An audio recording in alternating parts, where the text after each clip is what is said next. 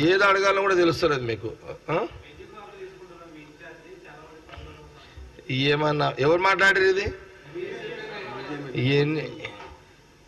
Prabhakar MLA ఓడిపోయి mind ఖరాబ్ అయినట్టుంది.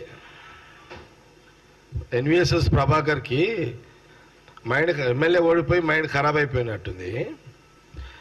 బెంచ్ కారు లెక్కన అది కూడా ఒకటి నిందనా? అదేమన్నా ఏమన్నా 10 లక్షలు కడితే లోన్ ఇస్తున్నారు. ఆ బెంచ్ కారు పెద్ద పని అదేమన్నా?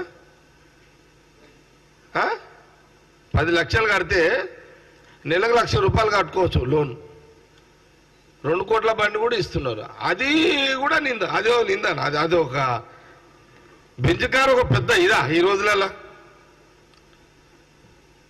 బెంచ్ కారు గిఫ్ట్ అనడము, విమర్శ బీజేపీ చేయడం అనేది ఇది నవ్వులాటగానే ఉంది. ఇదైతే ఇది నవ్వులాటనే. ఏ విమర్శ చేయాలో కూడా వీళ్ళకి అర్థమైతే లేదు. మైండ్ బ్లాక్ అయిపోయింది బీజేపీలోకి. తెలంగాణలో బీజేపీల మైండ్ బ్లాక్ అయిపోయింది అంతా. అందుకే నోటికి ఏదో వస్తే అది మాట్లాడుతున్నారు. ఇది కాంగ్రెస్ పార్టీ సీరియస్గా తీసుకోవాల్సిన అవసరం లేదు.